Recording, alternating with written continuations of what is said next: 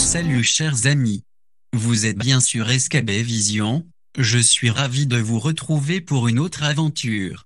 N'oubliez pas de vous abonner à ma chaîne, l'aimer, la partager et activer la cloche de notification pour ne rien manquer des vidéos à venir.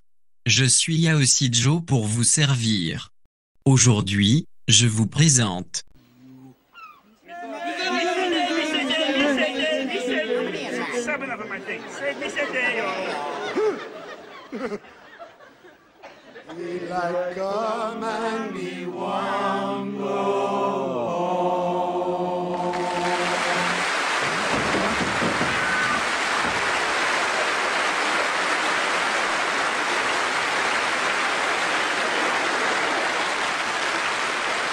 République bananeroise numéro 7. Nouvelle du jour. Citoyennes et citoyens de quelque part, je vous salue.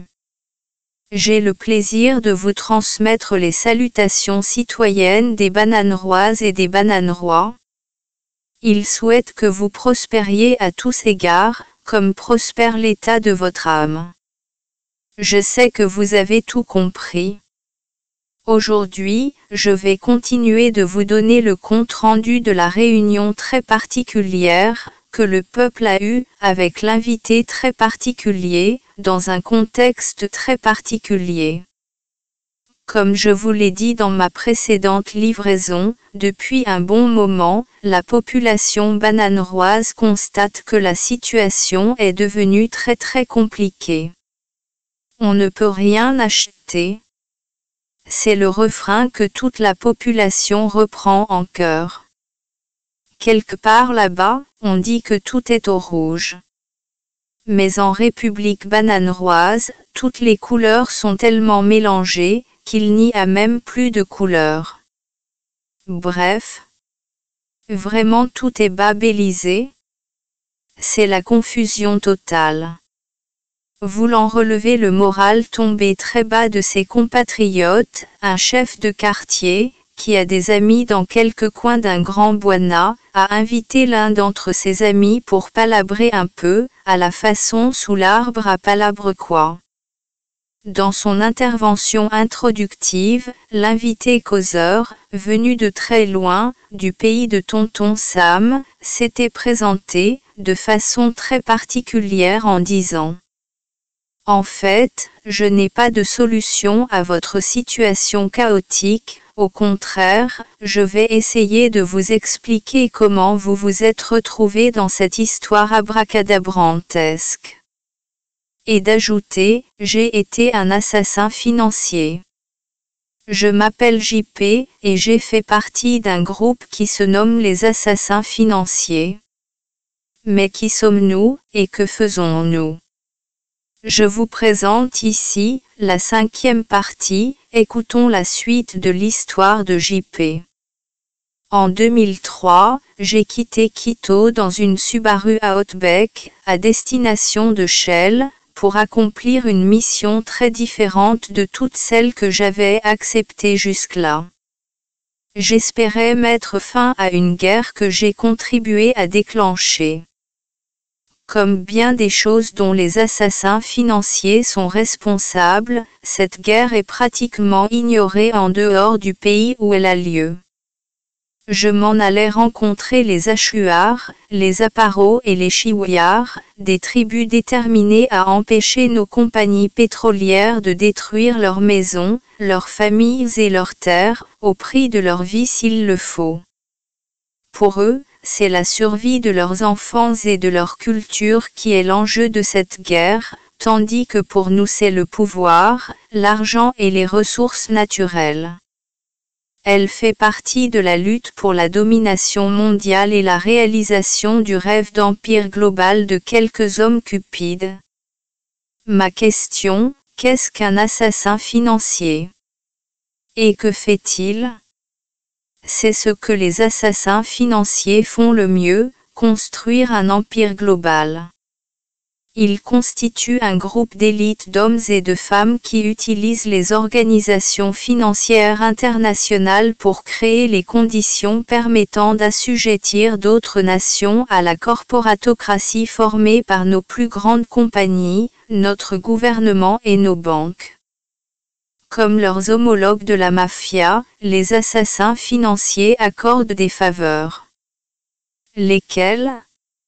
Des prêts pour développer les infrastructures, centrales électriques, autoroutes, ports, aéroports ou zones industrielles. Ces prêts sont octroyés à la condition suivante, ce sont des compagnies d'ingénierie et de construction américaines qui doivent réaliser tous ces projets. On peut donc dire qu'en réalité l'argent ne quitte jamais les États-Unis, mais qu'il est simplement transféré des banques de Washington aux compagnies d'ingénierie de New York, Houston ou San Francisco. Bien que l'argent retourne presque immédiatement aux compagnies membres de la corporatocratie, le créancier, le pays récipiendaire doit tout rembourser, capital et intérêts. Si l'assassin financier a bien travaillé, les prêts sont si élevés que le débiteur faillit à ses engagements au bout de quelques années. Alors, tout comme la mafia, nous réclamons notre dû, sous l'une ou l'autre des formes suivantes. Le contrôle des votes aux Nations Unies, l'installation de bases militaires ou l'accès à de précieuses ressources comme le pétrole ou le canal de Panama. Évidemment, le débiteur nous doit encore l'argent, et voilà donc un autre pays qui s'ajoute à notre empire global. La subtilité des moyens utilisés pour créer cet empire moderne ferait rougir de honte les centurions romains, les conquistadors espagnols et les puissances coloniales européennes des XVIIIe et XIXe siècles. Fin de la 5e partie. D'autres détails vous seront donnés la prochaine fois. Assassin financier. Assassinat financier. Tueur financier. C'est un peu fort, n'est-ce pas? J'espère que vous avez commencé à comprendre ce qui nous arrive, et pourquoi cela nous arrive. Mais, bon. On va s'arrêter ici pour aujourd'hui, tout en vous promettant de vous donner la suite de l'intervention de JP, avec ses propres mots. C'est lui qui a vécu sa chose, et il veut nous la partager, pour aider la République à comprendre certaines situations dont les conséquences risquent de peser longuement sur l'avenir des générations futures. En attendant, nous continuons de garder le moral, tout joyeux. Parce que nous avons appris à être contents en tout temps. Ou presque.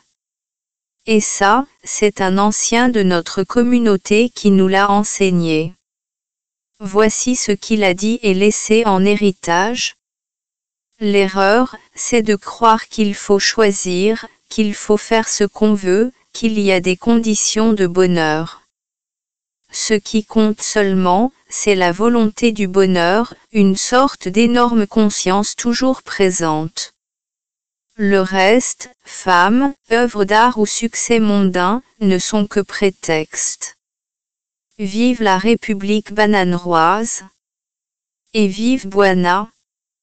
Revenez vite sur ma chaîne. Je vais continuer de vous donner d'autres nouvelles, bonnes ou moins bonnes. Ainsi va la vie. Mais quand vous recevez ces nouvelles-là, il faut les divulguer. Il faut les partager. Je vous attends très prochainement. Hasta la vista. J'espère que vous avez aimé cette vidéo et que vous vous retrouverez plus nombreux sur ma chaîne très prochainement, pour continuer de partager d'autres réflexions. À très bientôt.